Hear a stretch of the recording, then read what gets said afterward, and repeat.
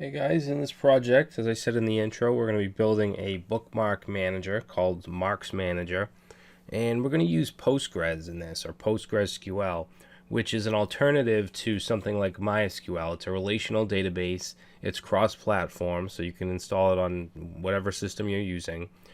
So we're going to get that set up, and then there's some things we need to do to configure Laravel to work with Postgres, because by default it's going to be it uses the MySQL driver.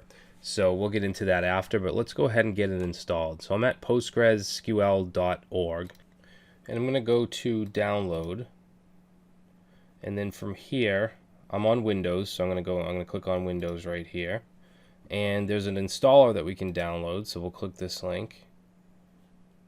Okay, select a version. I'm gonna choose the latest version. At this time it's 9.6.3. Yours may be different depending on when you're watching this. Alright, and I'm using a 64-bit system, so I'm going to click download now, and then the exe file should start to download, okay, which in this case is 164 megabytes, so it may take a minute or so to download. Alright, so let's go ahead and open that up. So we'll say yes.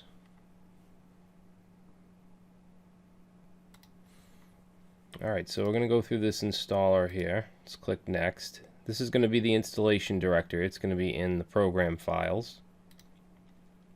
And then the data directory, we'll keep that. Click next. We're going to provide a password for the super user. Now the super user is actually going to be Postgres. With MySQL it's root, but with Postgres it's going to be just Postgres. So let's put a password in here.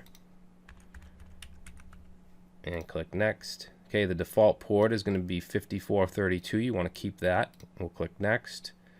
I'm just going to click next, default locale. And setup is now ready to begin, so we'll click next, and now it's going to go ahead and create all the files and so on. Alright, so that took a couple minutes. Now we've come to the end of it, and it's asking if we want to launch Stack Builder at the exit. So I'm going to keep that checked just to show you what it does. So basically, let's see, we can choose our server right here and click next. There's basically a whole bunch of tools and add-ons that you can install with Postgres using this stack builder. So let me just expand these. So for instance, we have add-ons, tools, and utilities, language pack, pgAgent, which is a job scheduling agent for Postgres, and we're not going to need that. All right, pgBouncer, which is it's a connection pooler for Postgres. I'm not going to get any of this stuff. I just wanted to show you database server, different versions, enterprise tools. A lot of these I'm not even familiar with. If we look at web development, we can also get an Apache web server with PHP if we wanted, but I'm not going to check off any of these. The only tool that we're going to need is pgAdmin, and that's going to come with this by default. So let's just go ahead and click next. Well, actually, we have to click cancel because I'm not installing any of this. And then we're just going to close the stack builder. All right, now if we go down here and we say pg, oops, you should have this pgAdmin 4 or possibly later, depending on when you're watching this video. All right, and if we go ahead and run that, this is basically like it's similar to phpMyAdmin, which is what we've been using for MySQL. It's a graphical interface to do things like create databases, create tables, view your data, all that stuff, okay? But it's a desktop utility. It's not a web-based utility. And what we're going to do here is just create a database to work with. So let me just make this a little bigger. Alright, and it's pretty easy to use. I mean, I think it's a little more difficult than phpMyAdmin, but it's not too bad. If we click on servers, you should have a server, which is whatever the version of Postgres. If we click on this, it's going to ask for the password for the Postgres user, which is basically the root user, and we chose that when we installed it. So I'm going to type that in, and I'll just save it and click OK. And now we're in our server. Now if we look at databases,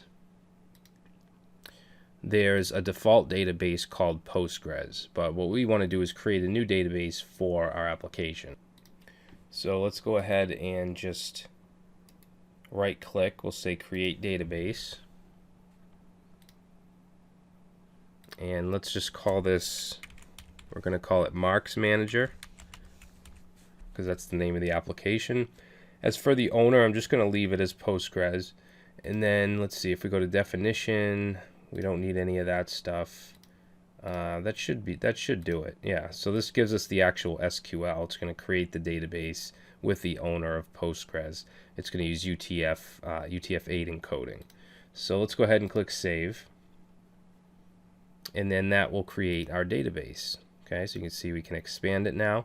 And there's all types of stuff here. Most of this stuff is more advanced and doesn't really pertain to this course.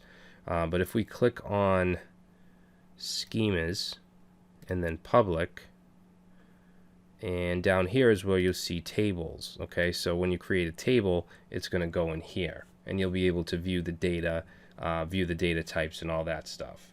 All right, now we're going to be doing everything through Laravel migrations, which is great because we don't have to do anything on the database side. Just like we didn't with MySQL, we had migrations actually create our tables and all that. So that makes it very flexible in terms of what database you use with Laravel. It's basically going to be the same process no matter what, as long as you install the system like we just did and set up the initial database. The rest is going to be the exact same in most cases. Alright, so that's going to be it for this video. Now that we have pgAdmin and Postgres installed, we're going to, in the next video, create our Laravel application, and I'll show you how to configure it to use Postgres instead of MySQL.